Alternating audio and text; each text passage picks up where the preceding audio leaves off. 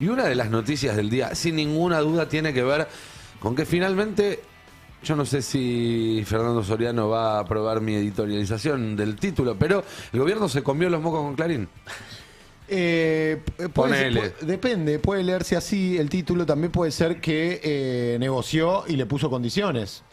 Pero eso lo veremos. Eso lo veremos, Y después hay que ver si las cumple. Claro, y si finalmente alguien obliga al Grupo Clarín a ponerlas en práctica, ¿no? Estamos hablando básicamente de que hoy el gobierno aprobó la fusión de Telecom y Telefónica, algo que estaba buscando el Grupo Clarín desde hacía mucho y que tenía a Milei con un tuit fijado, que Johnny se ha cansado, todos nos hemos cansado de repetirlo, por ahí lo tenemos por ahí el tuit fijado, si no importa, un tuit fijado contra Clarín, la gran estafa argentina. Se ve particularmente enardecidos a buena parte de los empleados del Grupo Clarín. No paran de hostigar con mentiras al gobierno simplemente porque dijimos que íbamos a defender a los argentinos del abuso de la posición dominante que el grupo quiere tener en el mundo de las telecomunicaciones. Están acostumbrados a actuar así, presionan y operan a los gobiernos para obtener beneficios, aún si es a costa de los argentinos. Una de esas ocasiones ocurrió durante el 2002 en la presidencia de Duhalde. La misma noche que asumió, hubo una reunión en una casa de Banfield en la que estaba Manieto, Duhalde, Remes, Lenikov y otras personas. Clarín estaba al borde de la quiebra en ese momento. Bueno, habla de los beneficios que obtuvo Clarín a lo largo de la historia con diferentes gobiernos. Milei en este tuit fijado bastante largo en lo que le pega duro a Clarín, ¿no? Sobre todo en un acuerdo que Clarín hizo post crisis 2001, en la que básicamente le licuó la deuda, si lo podríamos llamar de alguna manera, ¿no? Bueno, un poco Milei lo que hizo fue repasar la historia de Clarín con los gobiernos. Sí, yo te digo, si la persona que tuiteaba esto era @Cristina Kirchner, era lo mismo. Sí. Fue en esa tónica, sí, la misma. Sí. Podríamos... Le sobra el viva la libertad, carajo. Sí, podríamos cambiarle eso por viva Perón y podría ser un comunicado de la Cámpora o de alguna organización peronista. Pero es cierto y te diría que hasta en la objetivación histórica yo comparto bastante lo que dice Milei. El problema de Milei es que, como hace con los economistas de la escuela austríaca, el chabón compra una versión y como que se casa con esa versión. Bueno, acá hay un aire de contradicción, Nico, porque rápidamente repasamos la noticia y después hacemos un repaso histórico sobre la relación de Clarín con los gobiernos, pero la condición que supuestamente le puso la Autoridad Nacional de la Competencia a Clarín para la compra de Telefónica por parte de Telecom es que deberá ceder 6 millones de clientes de telefonía celular, de los cuales 4 millones están en el AMBA, ¿ok? ¿Pero cuántos tiene? 1 millón en la región norte y 1 millón en la región sur. Tiene 40 millones. Clarín dice que eso es excesivo, justamente, y que le quitaría poder de competencia, por ejemplo, con empresas de internet satelital como las de tus amigos, Nico, Starlink y Amazon. Besos y Elon Musk. Bueno, se verá quién define o cómo define la justicia esto, pero el tribunal explicó que la operación constituye la formación de un monopolio, o sea, tiene que evitar que la formación de esta empresa unificada constituya un monopolio que perjudique a los usuarios y a la libre competencia.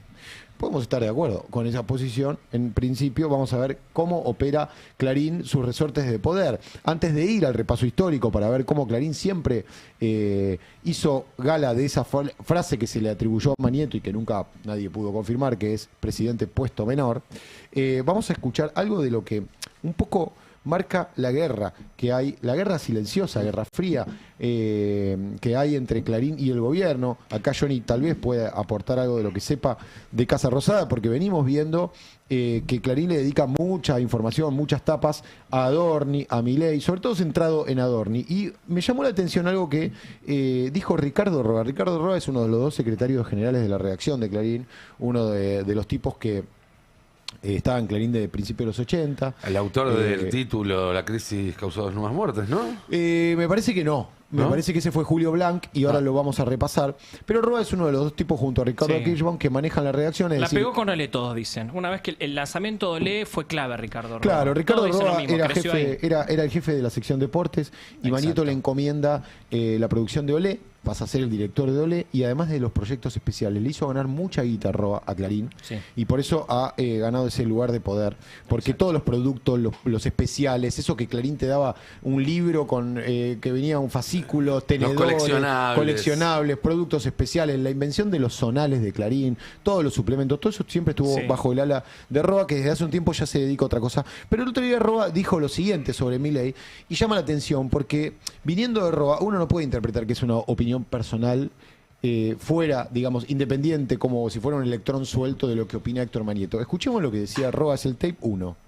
Milei es un lunático, una personalidad que está más muchas veces para el diván que para el análisis político. Esa creo que es una impresión que tenemos mucha gente. Es un gobierno que por lo tanto tiene estas cosas en donde un día se Ricardo Roa dijo Milei es un lunático. No habla mucho Ricardo Roa. No, hablaba más bien poco. Hablan él- poco los dos. A ver, Clarín hoy tiene la línea editorial de Clarín, la manejan dos personas. Le llaman los Ricardos. Ricardo Roa, Ricardo Kirchbaum, y ninguno de los dos suele hablar. Sí. Es muy raro. Kirchbaum también, ¿no? No es una persona La que... línea editorial, Salvo disculpame que en te sus interrumpa, la editoriales. maneja Manieto, y Aranda. No, está bien, Y pero ellos son los que bajan la los línea. que la ejecutan. Los que la Ellos son- ejecutan. esos exactamente. responsables de los que hablamos recién con el tema del Exacto. USU, ¿no? Los que están arriba de los productores de... Bueno, Sí, sí, tal cual. Pero digo, ellos son los que bajan Los la jefes línea. de la redacción, Sí, sí, los sin jefes de la dudas. redacción, los que le manejan la línea, digamos. Sin a- dudas. A ellos dos hablan muy poco, es raro que hable y bueno, interesante. sí, este cada tanto testimonio. Roa va también al programa de Roberto García, un periodista de su generación. Bueno, después Roa fue tienen montonero, ¿no? tienen Entre los otras ar- cosas. Los ¿Lo sabían? artículos, ¿no? Mira, no tenía ese. Que después ellos escriben y ahí está, que También, también bueno, es sí. como... Los Sí. editoriales de los domingos. Sí. No sabe que Roa había sido montonero. Roa fue montonero, sí. Mirá. Y en general, cuenta una intimidad de la Contá, vos redacción. sabés mucho, A ver. Clarín, dale. Roa, vos decías, escribe sus columnas. Cuando a Roa le toca escribir, llama a 2 o 3 jefes de sección que saben del tema sobre el que quiere escribir. Especialmente había uno de economía, que no sé si sigue estando. Y entonces él va como testeando un poco lo que escribe en compañía de otro. No es la mayor virtud de Roa la escritura, ¿no? Tiene otras virtudes periodísticas, no es la escritura, pero sí, insisto, llama la atención que diga esto tan contundente y tan saliéndose de la línea de, digamos, cierta equidistancia que mantienen estos personajes cuando hablan en público. Yo ¿no? ya lo conté al principio del gobierno, cada tanto lo repito, esta es una buena oportunidad para repetirla. A mí me contó una fuente, un directivo de un diario muy importante de este país, que no es La Nación, otro diario medio, grande, muy importante, que es Sturzenegger. Cuando arranca el gobierno se reúne con uno de ellos y en esa charla con este director de ese medio, Sturzenegger le dice: quédate tranquilo porque a Clarín lo vamos a hacer mierda. Él hablando ya en voz del gobierno, no era ni ministro, pero ya se sabía que iba a asumir en un momento porque tiene una gran relación con Javier Milei. Bueno, quizás es tarea para tus averiguaciones en Casa Rosada. ¿Qué hay detrás de esta aprobación? Quizás están buscando escalar un conflicto, No, quizás están ellos- a ver, buscando ellos- exponer a Clarín. La máxima que podían hacer es esta, es tratar de decirle a Telecom que desinviertan de alguna manera y que termine restando usuarios de la cantidad que tiene. Más que eso no podían hacer. Clarín obviamente hoy salió a responderle. Salió un comunicado de Telecom que lo publica el diario Clarín respondiendo al gobierno diciendo: esta exigencia es imposible de cumplir, está mal lo que está haciendo el gobierno. En el gobierno esta era la máxima. Más que esto no podían hacer. Sabían que si Clarín apelaba iba a llegar a la Corte va a jugar para Clarín, el Poder Judicial va a jugar para Clarín, no va a jugar para Milei. Los que se fueron al lado escondido van a jugar para Clarín, no van a jugar para Milei. Bueno, poder lo tiene el Clarín. gobierno lo sabe esto, la máxima que podían hacer es esta, y yo te digo algo, ni sé si van a poder lograr ni esto que quiere el gobierno, que es que de Claro. alguna manera Telecom desinvierta. Hoy es la propuesta del gobierno. El día de mañana va a decidir la justicia y yo te puedo apostar todos mis dedos acá, enteros, que la justicia va a fallar a favor de Clarín. No tengo ninguna duda. Ya lo veremos. Lo cierto es que, como vos bien decís, Johnny, la relación de poder de Clarín con los gobiernos parece haber sido desigual a lo largo de la historia. Es un diario que ha apoyado las políticas represivas, sobre todo de la dictadura del 76 al 83. Siempre es un diario fundado por Roberto Noble, que venía del desarrollismo. Claro. Tanto Manieto como Aranda eran militantes del MID, que entran a laburar al Grupo Clarín como contadores en las gerencias y terminan manejando el grupo y haciendo del grupo un gran multimedio, y eso ha tenido que ver bastante con los arreglos que han hecho con el menemismo. Pero antes, decía, durante la dictadura, Clarín se permitía ser, dentro de sus páginas, crítico en la política económica de Martínez de Hoz, porque era bastante contraria a la idea de política económica del desarrollismo, pero en todo lo demás fue muy colaboracionista. Claro. De hecho, el surgimiento, hay dos datos interesantes: el surgimiento de una sección deportes en el diario Clarín, tan potente, con fotos de tapa, con títulos de resultados deportivos en la tapa, es un invento de Clarín durante esa época, sobre todo de alguien como el por entonces jefe de redacción, cuyo apellido ahora se me olvidó, le decían Papito, ahora se me olvidó. Y por ejemplo, contrataron al Turco Asís para que escriba notas color, porque le dijeron: necesitamos que seas el orificio por donde respire el diario. Pero las primeras 20 páginas del diario Clarín eran plomo. Abatieron subversivos, era bancar a la dictadura. Después viene, bueno, la democracia con Alfonsín fueron bastante hostiles, pero mantuvieron cierta distancia supongo yo, respeto por la recuperación de la democracia. Después viene el gobierno de Menem y ahí explota el Clarín como multimedios. Menem es el primero, tenemos algunas tapas para ver, por ejemplo la de julio del 89, la número 2, que es Menem presidente. Después hay otra del blanqueo de capitales. Clarín, de alguna manera, a pesar de su gorilismo en sangre, siempre fue bancando los movimientos neoliberales del grupo de la presidencia de Menem, y esto tenía un sentido. Por abajo, en esas reuniones que vos recién describías, Johnny, entre empresarios de medios y presidentes, se gestaba la cesión de las licencias de Radio Mitre y de Canal 13, nada menos. Claro. Las dos frecuencias más importantes, tanto de radio como de televisión. Eso le permitió a Clarín pasar de ser un diario muy importante, que en esta época tiraba millones de ejemplares, se vendían millones de diarios los domingos, a ser un grupo multimedios. Empieza la era de los multimedios. Algo que en otros países del mundo no está permitido también. Esto hay que aclararlo, porque después se discutió en su momento cuando se discutió la ley de medios y demás, pero vos en Estados Unidos, si sos dueño de un canal de televisión, no podés tener un diario. En Inglaterra es lo mismo, en buena parte de los países de Europa es lo mismo, todo entendido, en Brasil es lo mismo.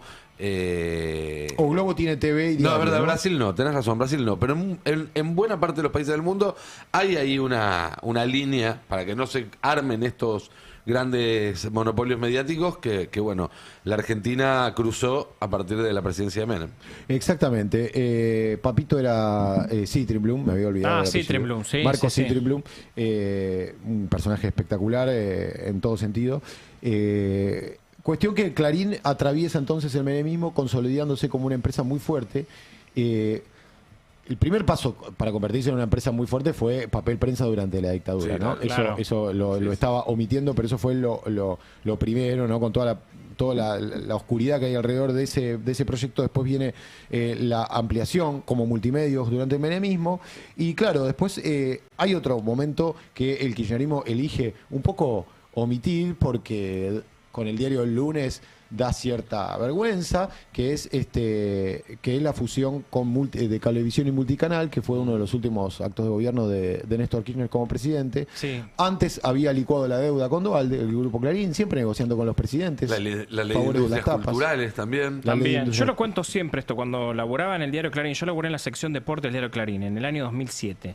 Clarín era acá directamente. Claro. Yo me mandaban a cubrir partidos de fútbol y me ponían un remis, en su momento una flota de autos que tenía Clarín. Había autos de todo tipo y una vez me mandaron a la cancha de Quilmes en un auto de lujo. Suerte, a veces tocaba un auto muy muy bueno. Me subo y me voy enterando en el viaje que era, le decían entre comillas, el remisero de Manieto. Era la persona que llevaba a las 7 de la mañana a Manieto de la casa al diario y del diario a donde sea. Y me contaba que a las 7 de la mañana se subía a Manieto y a los 5 minutos le sonaba el teléfono, era el primer llamado del día. Y él atendía y decía: hola Néstor, Sí, ¿qué querés? Sí, claro. Yo me voy al año de Clarín, en 2008. Cuando me voy de Clarín en 2008, entraba por las ventanas de Tacuarí, que estaban abiertas, el humo de la quema del campo en pleno conflicto con el campo, que después Clarín se da vuelta y termina siendo recontra anticá, y ahí empieza el antikirchnerismo de Clarín. Totalmente. Con la 125, en 2008, ya gobierno de Cristina, empieza otra cosa. Otra cosa es que el propio Julio Blanc, autor de aquella etapa de la crisis causó 2 nuevos muertos que vos... y esto quiero decirlo más allá de que Julio Blanc murió hace ya unos cuantos años. A mí, en mi experiencia de haber habitado esa redacción, era de los tipos con los que más podías hablar de periodismo y a nivel humano también. Sí, le Julio hizo una Blanc. muy buena entrevista antes de fallecer Horacio Berbisky, donde él reconoce que Clarín hizo periodismo de guerra, Sí. que es una frase histórica realmente. Sí, no fue Berbisky, fue Rosso. Fernando Rosso. Fue Fernando Rosso de la izquierda Tenés del razón. diario. Escuchémoslo, esto hablaba Eso. del periodismo de guerra Julio Blanc en relación Clarín, gobierno de Cristina Kirchner.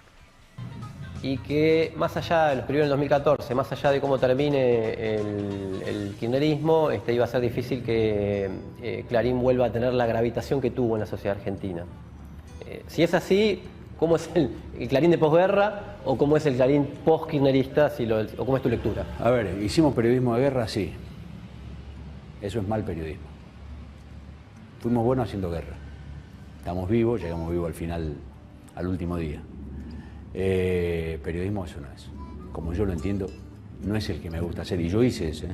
No le echo la culpa a nadie. Yo hice, eran las circunstancias, hice cosas que en circunstancias normales por ahí no hubiese hecho en términos de qué posición tomás o de cierta cosa determinante. Fuimos, no solo el medio, sino hubo un momento en que la guerra contra Clarín pasó a ser la guerra contra los periodistas. Ahí fue donde me parece que el gobierno de Kirchner, el kirchnerista, perdió con la guerra contra Clarín, porque los periodistas se involucraron personalmente. Bueno, yo creo que en el finado Julio, que no va a poder defenderse de lo que voy a decir, creo que trató de arreglarlo un poquito. Sí. Trató de acomodar el barco porque se dio cuenta que había dicho algo muy, muy fuerte. Muy fuerte. Sí, Fernando Rosso en esta serie de entrevistas le hizo una a Blanc, otra a Carlos Pagni y otra a Horacio Berbisky. Eso es lo que se me había eso es lo cruzado que el te cable había con confundido. Berbisky también. Le había hecho Buenísimas una. entrevistas de Sí, Fernando muy Rosso. bueno, muy bueno. Y esta, La bueno, Izquierda Diario. esta hizo historia justamente por esto, porque muestra que el poder a largo plazo, los recursos para dar una batalla larga, los tiene siempre el Grupo Clarín. A propósito de la ley de entidades culturales, que fue la que se había promulgado en el contexto de la crisis del 2001, y a propósito de lo que se decía sobre Sturzenegger, bueno, la ley Hojarasca finalmente la derogó. Ah, claro. La ley Bueno. de industria de bienes cultural. culturales, Lo sí, cual permite que vengan extranjerización de los medios de extranjeros comunicación. a comprar medios de comunicación. Bueno, eso es de alguna manera contra Clarín. Y esa es de Sturzenegger. Sí. Esa es completa de Sturzenegger. Igual mierda no lo hizo claramente el Grupo Clarín, me parece que no cumplió. Hay algo filosófico de Milei con respecto a los monopolios, que ese es el argumento. Yo hablé, no mucho, pero hablé del tema Clarín en todos estos meses que llevo en la Casa Rosada con diferentes personas del espectro libertario y todos van en la misma sintonía. El problema de Clarín, de Milei siempre es con los monopolios. Lo arrancó en su momento con las prepagas, me acuerdo, en esa... ¿Se acuerdan cuando arranca el gobierno de Milei que va contra las prepagas, contra Swiss Medica, Sí. con un montón de prepagas, con esta idea de que eran un monopolio y demás? En esa misma tónica también es que la guerra de Milei es contra Clarín porque él dice que los liberales están en contra de los monopolios, que los monopolios no deben existir, que si se dan de manera natural es natural, pero en muchísimos casos no es natural. Lo de Clarín obviamente no es un monopolio natural, no es que, no sé, él decía, bueno, no sé, si el aloe vera, golazo, un aloe vera lo tiene una empresa, perdón, estoy viendo, está jugando Canadá-Qatar, pero es un golazo. El aloe vera lo tiene una sola empresa, lo producen allá, es natural que haya un monopolio, pero de esta manera Clarín obviamente no es un monopolio y por eso siempre se tratan de encargar en el gobierno, que el problema con Clarín, más allá de que no le gusta a ninguno de los periodistas que tiene Clarín, no le gusta el diario, la información y demás, es contra los monopolios.